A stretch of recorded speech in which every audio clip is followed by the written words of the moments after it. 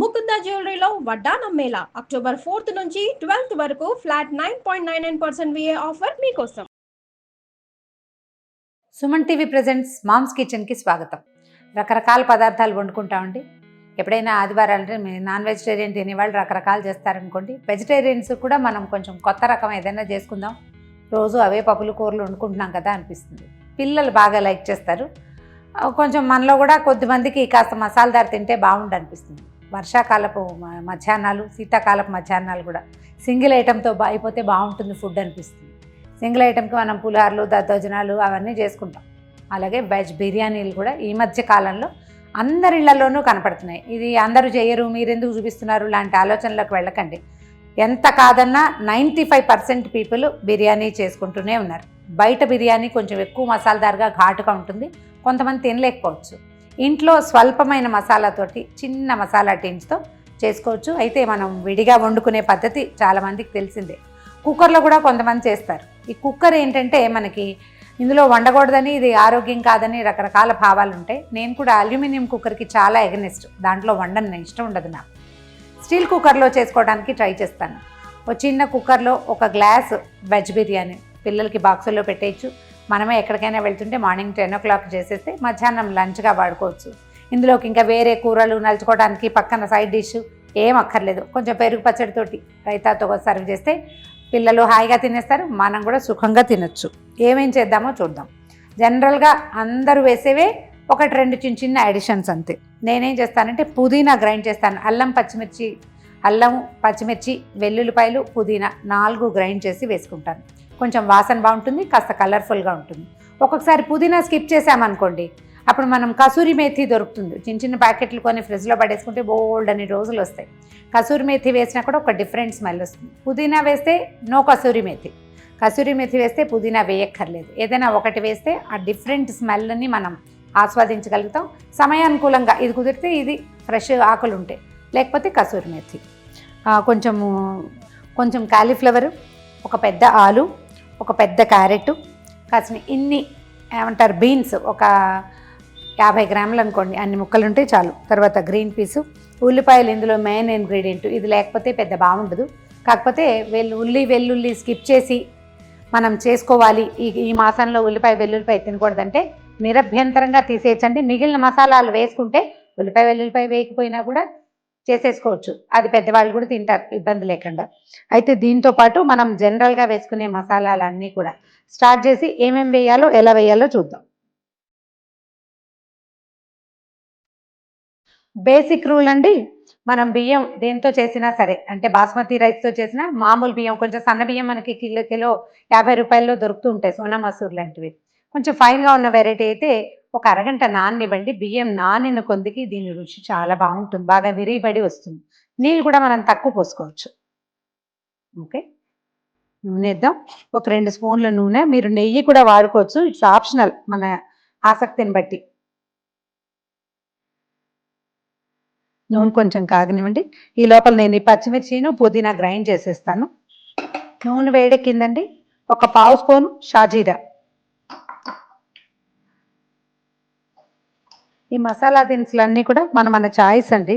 ఇందులో మరాఠీ మొగ్గ అలాంటివి చాలా ఉంటాయి, స్టార్ ఎనీస్, అవన్నీ అలవాటు ఉంటే సరే. నేను పెద్దగా అవేమి వాడను.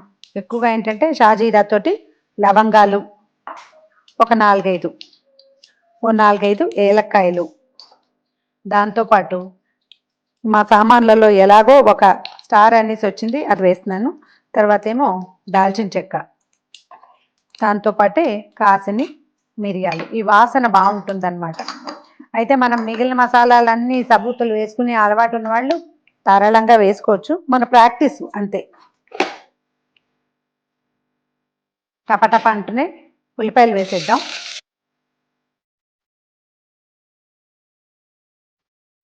ఇవన్నీ బేసిక్ థింగ్సే, మన అలవాటు ప్రకారం వేసుకోవచ్చు.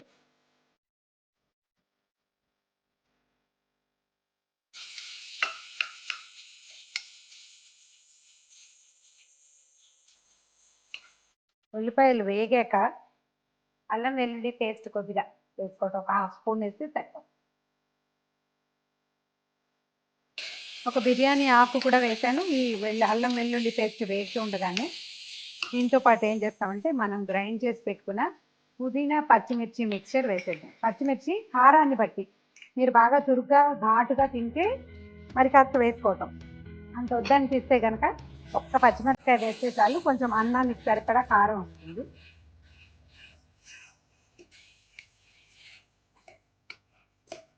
వేసింది కొంచెం ఇట్లా ఆయిల్ కనపడుతుంది చూడండి, మనకి నూనె మనం వేసింది ముక్కల్లో నుంచి కనిపించాక దీంట్లో ఏం చేద్దాం, గ్రీన్ పీస్ వేసేద్దాం. ఒక హాఫ్ కప్పు, అన్నీ కూడా అరకప్పు చాలు, ఈ పదార్థం అంతా కలిపి చాలా అయిపోతుంది.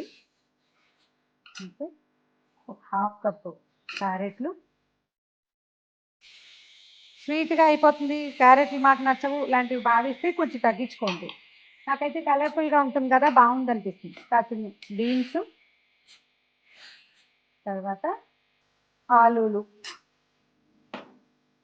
ఇవేంటంటే ఇన్ని కూరలు ఉంటే మంచి స్టమక్ ఫిల్లింగ్గా ఉంటుంది, కుక్కర్ నిండా అవుతుంది, ఇంకా వేరే కూర ఇందులో నలుచుకుని తినాల్సిన అవసరం ఉండదు అనమాట, ఇదే తినేసేయచ్చు. కాసిని గోబీ, ఇవాళ రేపు హైదరాబాద్లో బాగా గోబీ వస్తుంది, లేని రోజుల్లో వేయం. ఈ కూర ముక్కలన్నిటికీ కొంచెం మసాలా వాసన పట్టేదాకా అట్టి పెడదాం 2 నిమిషాలు.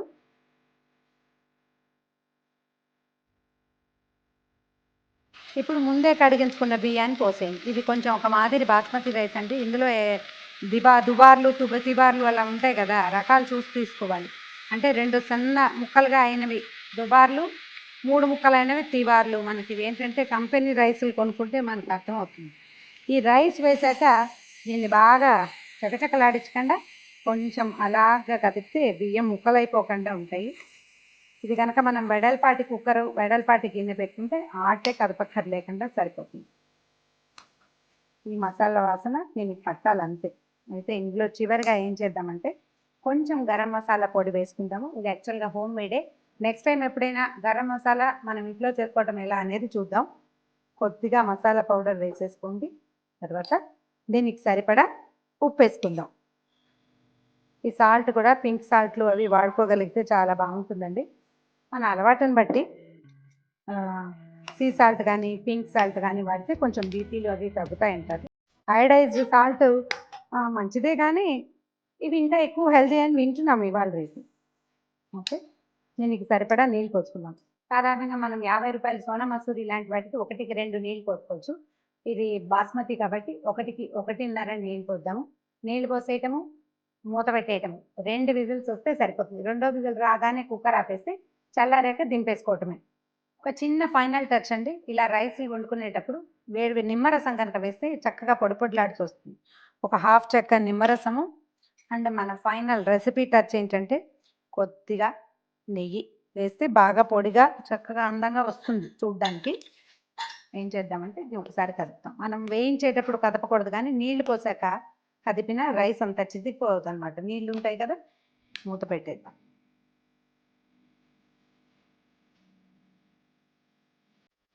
స్టీమ్ కనిపించాక వెయిట్ పెడదాం, ఎందుకంటే ఇది పొంగిపోతుంది. లాస్ట్ టైం ఎవరో సలహా చెప్పారు ఐడియా, స్టీమ్ వచ్చాక పెట్టండి అప్పుడు పొంగిపోదు అని. ఇవాళ ట్రై చేద్దాం అది, అంటే ఆన్ స్క్రీన్నే చూడాలి.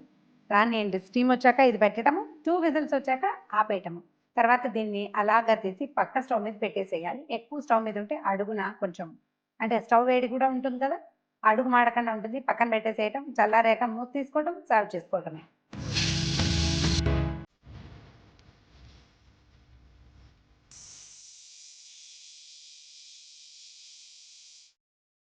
రెండు విజిల్స్ వచ్చినాయండి, ఆపేస్తున్నాను. ఒకవేళ మన ఇంటికి గెస్ట్లు వస్తారు మధ్యాహ్నం 1 గంటకి అంటే మనం 10-11 గంటలు ఇది ప్రిపేర్ చేసి స్టవ్ మీద పెట్టి పక్కన పెట్టి వాళ్ళు రావడానికి ఒక 20 నిమిషాల ముందు ఆన్ చేసుకున్నా కూడా వేడి వేడిగా వడ్డిచ్చేసుకోవచ్చు, బాగుంటుంది. కుక్కర్లో కాబట్టి మనకి ఈ ఫెసిలిటీ ఉంటుందన్నమాట. దీని నుంచి తీసి పక్కన పెట్టినాను, చల్లారాక మళ్ళీ చూపిస్తాను.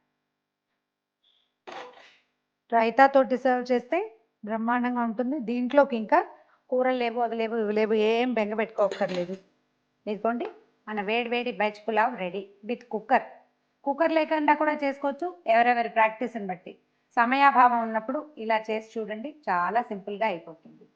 ఈ వీడియో కనుక మీకు నచ్చినట్లయితే లైక్ చేయండి, షేర్ చేయండి. మరిన్ని కొత్త వంటల వీడియోల కోసం సుమన్ టీవీ మామ్స్ కిచెన్కి సబ్స్క్రైబ్ చేసుకోండి.